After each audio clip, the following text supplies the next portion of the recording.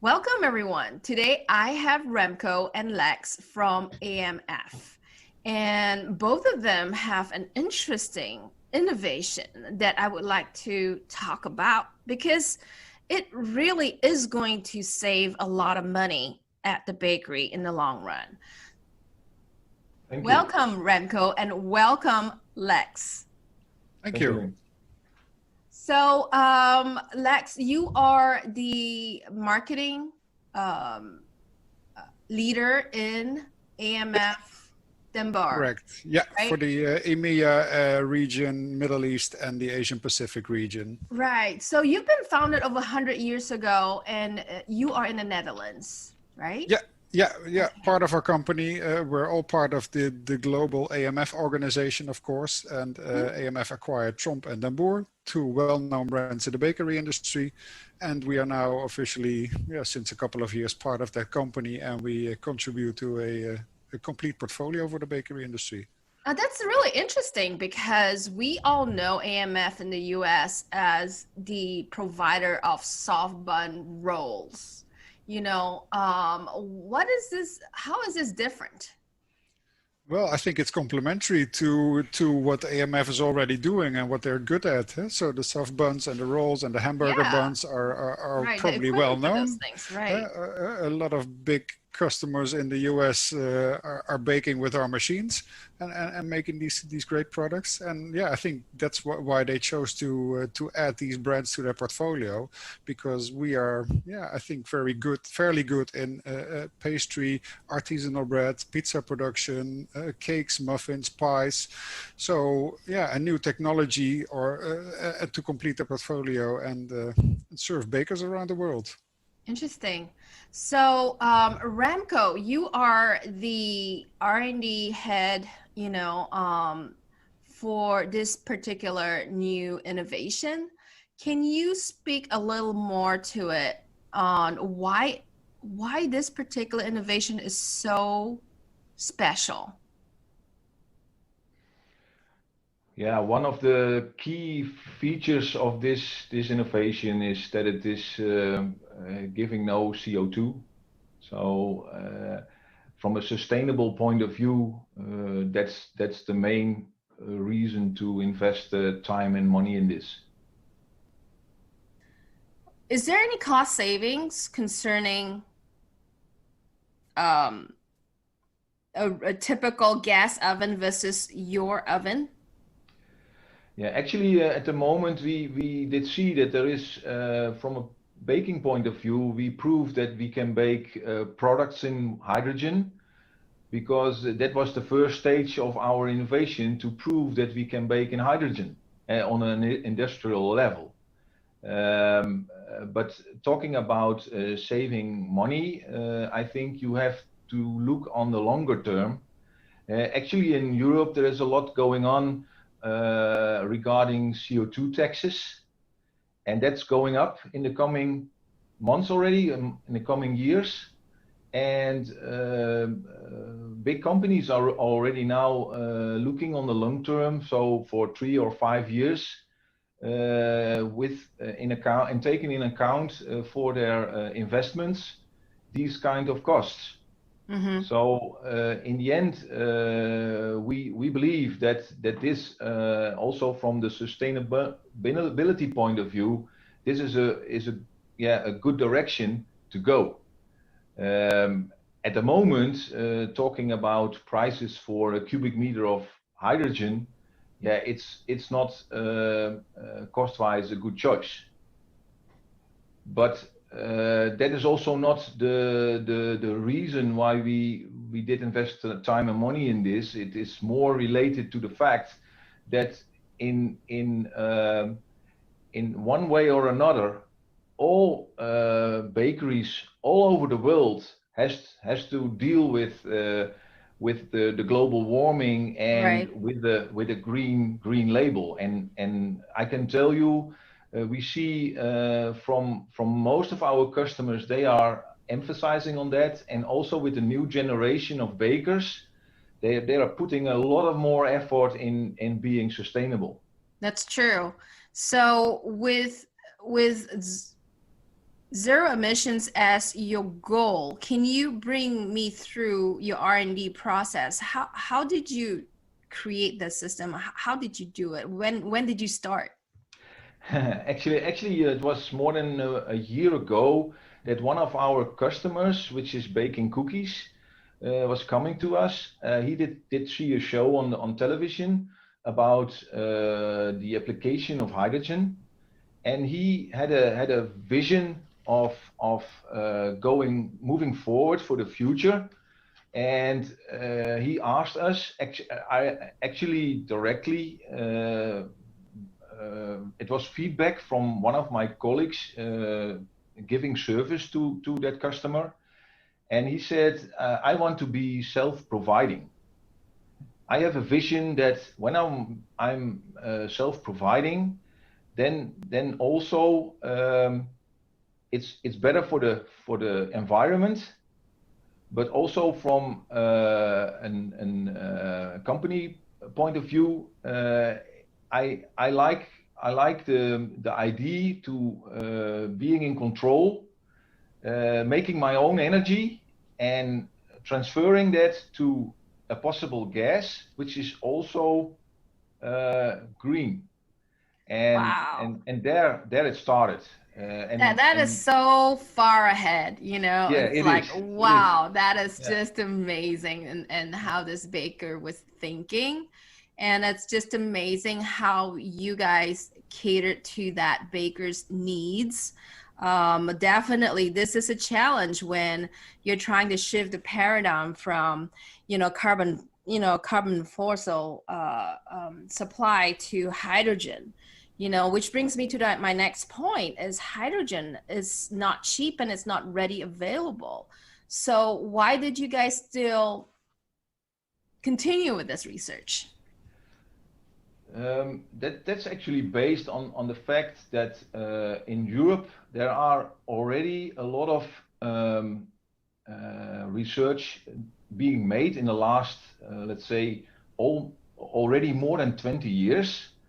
And I can tell you that there are already applications coming in more and more, for instance, in transportation. On particular places in Europe, in Germany, in Denmark, in the Netherlands, there are now tank stations built for cars, and also big cars, buses for in the city. So, and actually there's a project going on in the UK where they started to implement domestic heating based on hydrogen. And what you see is that there is now also in Germany a big program going on for having a grid in Europe. So that's covering from Italy to the Scandinavian borders, where the plan is to have several production units where they can make hydrogen to have a transformation in the coming, let's say, 20 years to from natural gas to hydrogen. Interesting. And so that is also the reason it's not a thinking on the short term, but it's more thinking on the long term. Right. Now, if Americans were only so far advanced and our wanting to be sustainable, I really do think that it has a lot to do with legislations and subsidies, but I think we will get there one day when we decide that we want to create bakeries with zero emissions. Right? Yeah. So tell me a little bit more about your technology. I mean, what makes this particular oven technology special?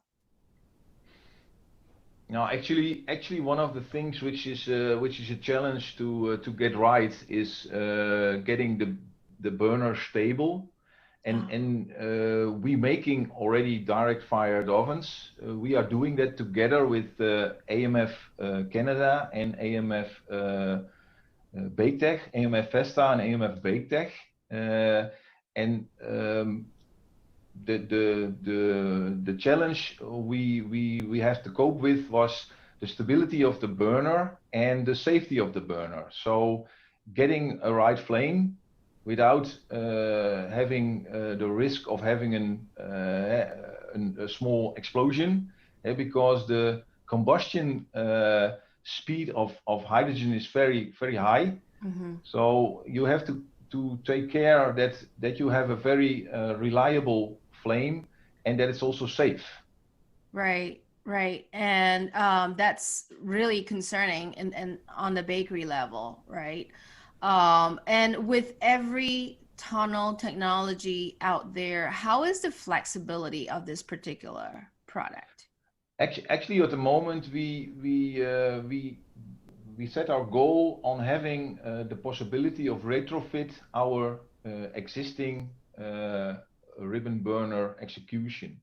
So at the moment, we have built our oven in our innovation center with 24 burners, and we actually exchanged that 24 burners burning on natural gas by a system which is now burning on 100% hydrogen.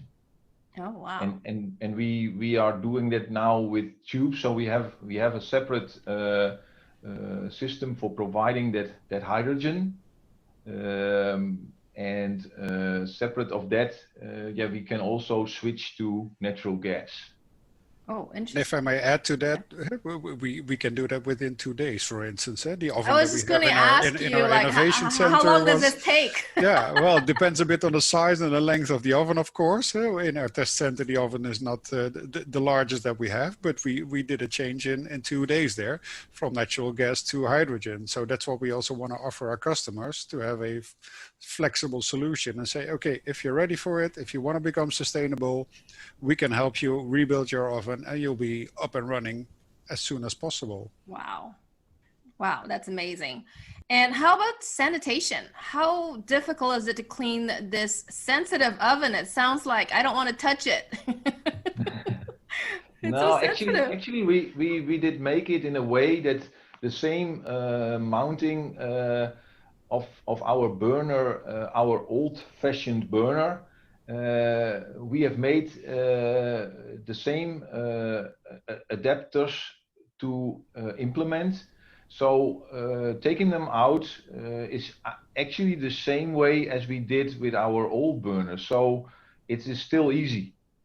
There is not a big change for that. The only change which is one of the things which is different is the configuration of the burner itself and the safety of it. So the securing of the flame is quite different, and is also with hydrogen on another level than with natural gas.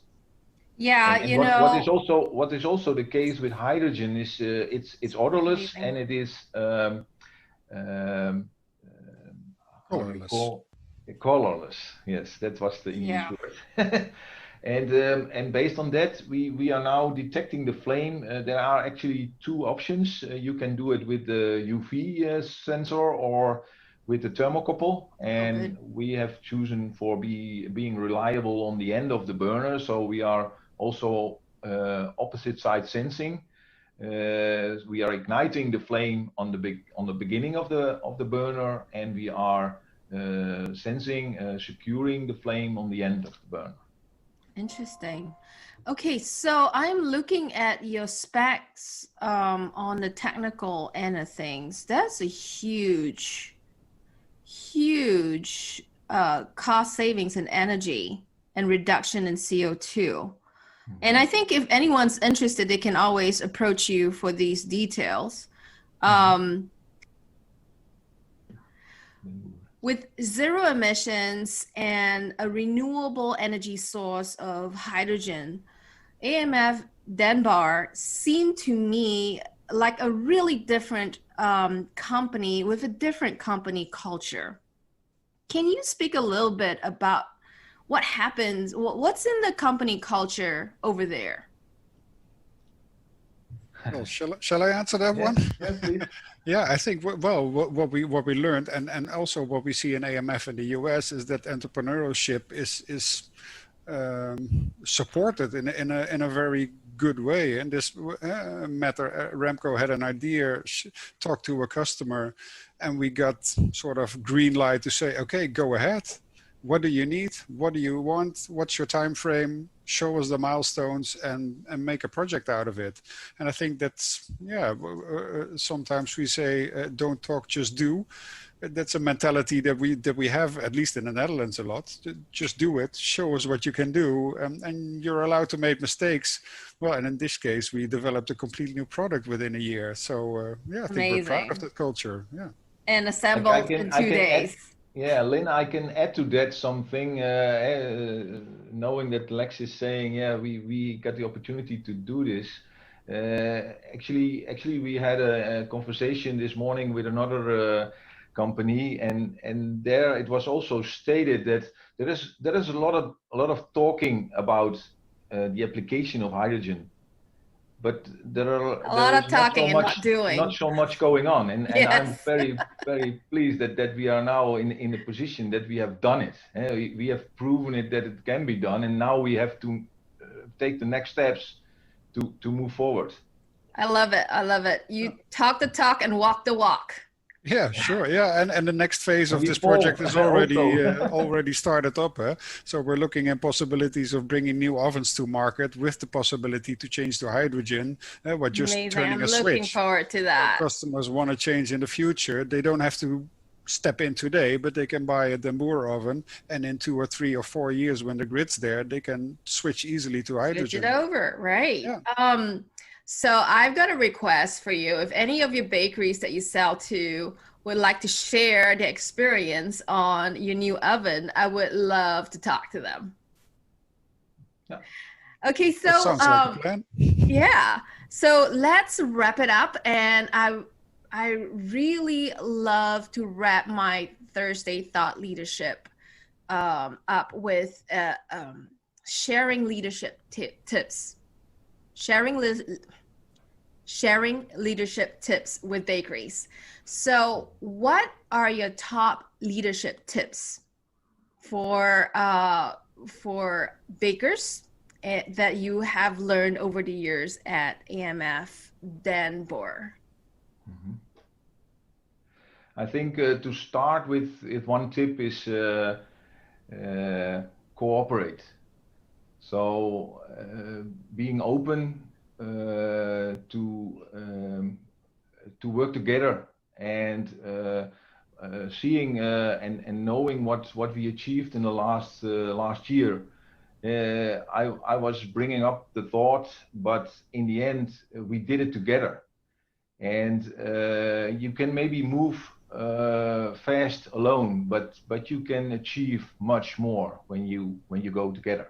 Yeah, so teamwork and cooperation is key to bringing innovation to the front, yes. Right? Like yes. You can always, yeah, totally appreciate that. And teams are just so integral in making things happen.